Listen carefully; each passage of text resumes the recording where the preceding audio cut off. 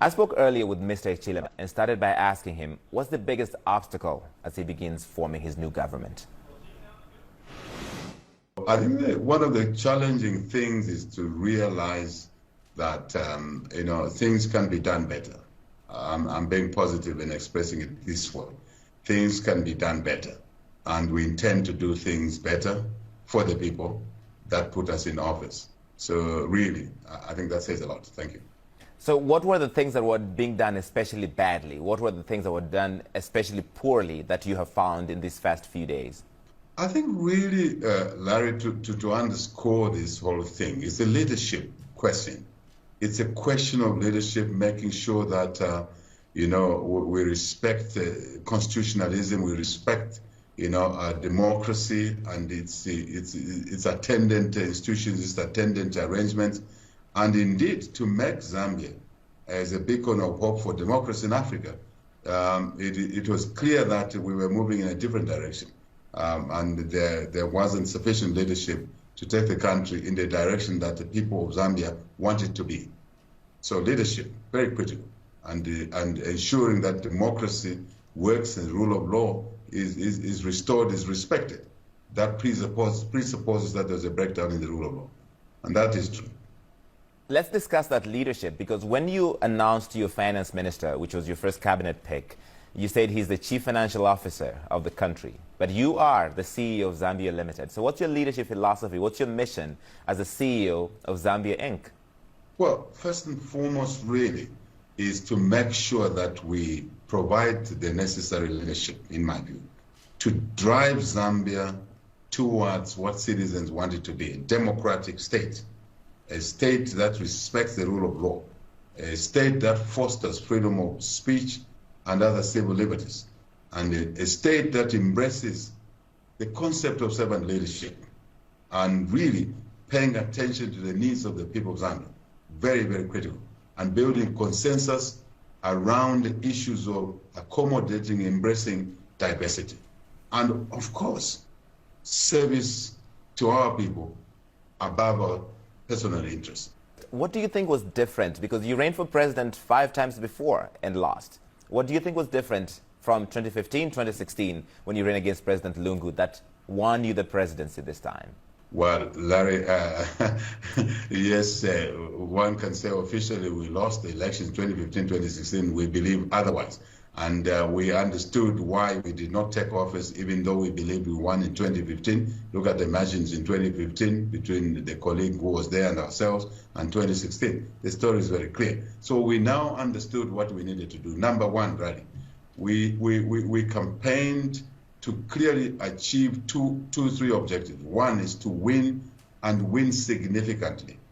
Win and win big, to avoid any debate, to ensure that the voters decide who becomes leader of this country, which team takes leadership of this country, and not those who count votes. And the only way we thought, critical way, major way we were to do it, is to win and win big. We did that. Secondly, Larry, was to protect our votes at all costs until we are sworn in. We did that. I think these are the two fundamental things that made difference and took us into public office, which we were not able to do in 2015 and 2016. Considering that Zambia defaulted on its debt because of the pandemic, the country is in a recession, will you be seeking a bailout, say, from the International Monetary Fund? Is that something that's on the table? We want to work with the IMF. I think we need to work with the IMF. It's very good for not just the numbers, instead of accessing debt or facilities that are at a lower price, but also to make sure that we can send a message to the global community, financial global community, that we are here to do business, we will respect the debts that are there, we'll work together with the lenders to come out of this debt crisis that Zambia has found itself in. Mr. President, one of the obstacles you will face in trying to bring up the economy is the pandemic. We're still in the middle of a pandemic. And so far, only 1.7% of Zambians are fully vaccinated, while here in the U.S. they are beginning to give out booster shots. The UK is doing the same, France, Germany. Do you think this is a fair arrangement where people in the richer parts of the world are getting booster shots, third doses, when many parts of Africa, people don't have vaccines, just the first shot? We as the African countries, we're still third world countries, most of us. And we don't have as much resources as the first world. So the first world, therefore, needs to take account of the fact that unless we bring COVID-19 under control globally, it will continue to be a menace. So it is not correct to vaccinate citizens of the developed world and not much done to citizens of Africa and other poorer countries in Asia and elsewhere, because we will create a continent called Africa where the pandemic, coronavirus will begin to mutate because we're not bringing it under control. We're not vaccinating enough. So mutations here eventually will spread into Europe, into America, into Japan and elsewhere. That will not be helpful to anyone, and it will be at a greater cost. So I think it's the interest of the global community to allocate more vaccines. Of course, more testing, capabilities, basic things that are required, PPEs, as they are called, personal protective equipment.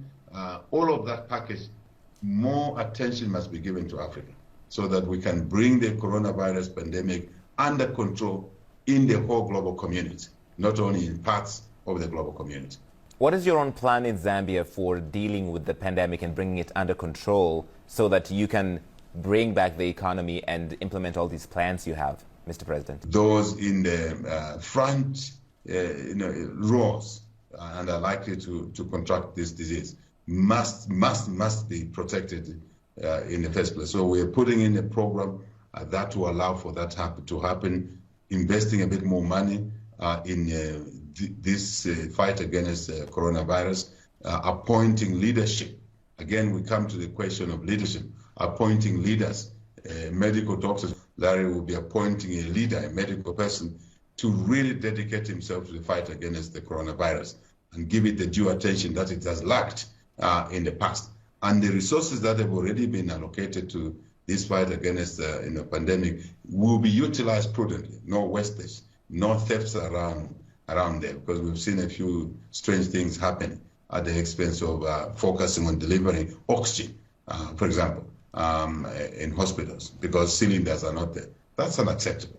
And we will make sure that we address this issue, in a dramatic fashion. And I, as head of state, as a servant leader, I'll be giving it due attention. I'll be giving this fight due attention, which I think it has lacked in the past. Your own experience, you say you've been arrested 15 times since you joined politics. You even went to jail for 4 months for blocking the motorcade of President Edgar Lungu. Now that you're president, do you bear any bitterness, any ill will toward your predecessor? We have a lot of energy, Rally. But our energy will not be wasted on revenge, retribution, or indeed any negative vices. Not at all. Not at all. We know what was wrong, what was done wrong against us. It's common knowledge in our country. It is also known who did that against us.